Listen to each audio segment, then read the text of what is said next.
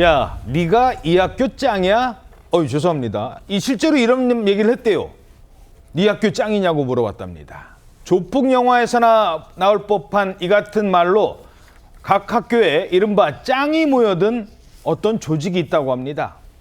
각 학교에서 좀 불량하고 싸움 좀 한다는 학생들을 불러 모았다는 조직. 이런 게 실제로 있었다고요? 네, 그렇습니다. 정말요. 조직폭력배를 소재로 한 그런 영화에서 볼 법한 행동들을 했습니다. 영상으로 좀 보시면요.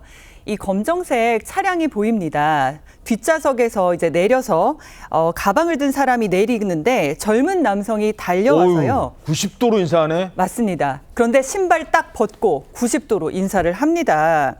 이 조직 강령 중 하나에 따른 것이라고 하는데 이 조직 강령에는요. 조직 선배의 명령은 무조건 이행한다. 하극상이나 수사기관의 타 조직원 범죄를 진술하는 등 배신 행위는 무조건 응징한다 등이 있습니다. 그러니까 선배 말이 곧 법이다 이런 건데요.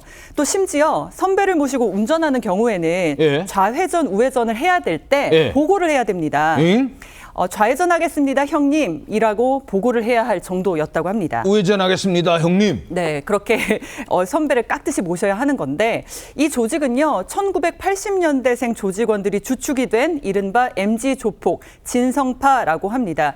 복싱 유도 출신, 복싱이나 유도 선수 출신이거나 지역 고등학교에서 싸움꾼인 이른바 학교 짱 출신들이 모여서 이 조직을 만들었는데 조직에 가입을 하면요, 극단적인 위계 질서 속에서 조폭이 되는 훈련을 받아야 했다고 합니다. 그러니까 아까 자기 선배 온다고 신발 벗고 90도 인사하잖아요. 집에서는 어떻게 했을지 모르겠네. 자, 근데 조폭 때는 훈련까지 받는다는데 어떤 훈련을 받아요? 네, 이른바 싸우는 훈련을 받았다고 합니다. 어떤 훈련이냐면요. 그것도 그냥 맨주먹이 아니고 흉기를 사용하는 법을 알려주는 훈련이었다고 합니다. 흉기 사용법? 그렇습니다. 이 조폭 영화 같은 것들 보면 타 조직원들을 마주쳤을 때 이 흉기를 꺼내서 싸우기도 하고 아니면 뭐 그런 잔혹한 모습들 굉장히 많이 연출이 되잖아요. 예. 이런 흉기를 사용하는 법을 연습하면서 훈련을 통해 익혔다고 합니다. 영상이 있는데 이들은 조직에 가입한 이후에 합숙소 생활을 하면서 늦은 밤에 이 숙소 근처에 쌓아놓은 20리터짜리 생수통 옆으로 모여듭니다. 그러더니 이렇게 생수통 옆 향해서 차례로 뭔가를 막 휘두릅니다. 단체로. 자세히 보면 바로 흉기를 휘두르는 것입니다.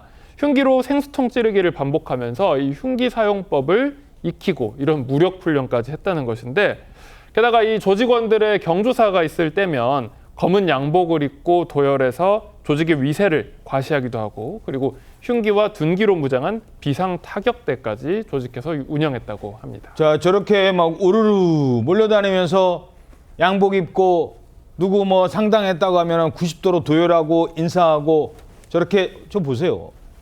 위세를 과시한다고 합니다. 그런데요, 흉기 연습하면서 정작 자신들은 혹시 손이라도 다칠까 봐 이런 행동을 했다고 합니다. 이제 전쟁 대비 태세를 해라, 준비를 하라 그러니까 자기네들이 연습을 하는 겁니다. 어떤 이제 테이프로 감은 도금을 가지고 이제 연습을 하는 겁니다. 압수한 칼인데 이렇게 테이프로 감아놓은 이유가 자기도 손에 다치지 않게 하기 위한 거고. 자, 그런데 이들의 이른바 형님 말이 곧 법이다라고 막 가르쳤다고 하잖아요. 형님 좌회전하고 있습니다, 형님. 그런데 그 형님 말이 법이요? 결국 진짜 법 앞에서 무너졌다고요? 그렇습니다. 형님들도 진짜 법 앞에서는 숙수무책일 수밖에 없죠. 2018년경 80년대생 조직원들이 가상화폐를 통해서 자금을 세탁하거나 아니면 보이스피싱 조직에 대포 유심을 공급하면서 이 조직이 본격적으로 세를 불리기 시작했습니다. 심지어 무려 1,200억 원대 규모의 도박 사이트를 운영하기도 했는데요. 이렇게 온라인 도박하면서 세를 불리고 자금을 축적해 온 겁니다. 집단 폭력 현장에 조직원들을 동원하거나 성매매 알선 같은 조직적 범행을 일삼아온 진성파인데 굉장히 치밀했던 게 범죄 관련 대화를 나눈 뒤에는 그 대화를 나눈 텔레그램을 자동 삭제하도록 하는 기능을 활용을 했고 수사 대상에 오른 조직원들한테는 조직적으로 또 은신처도 마련해주고 도피 자금까지 제공하면서 감시망을 피해왔지만 결국 덜미를 잡히고 말았습니다.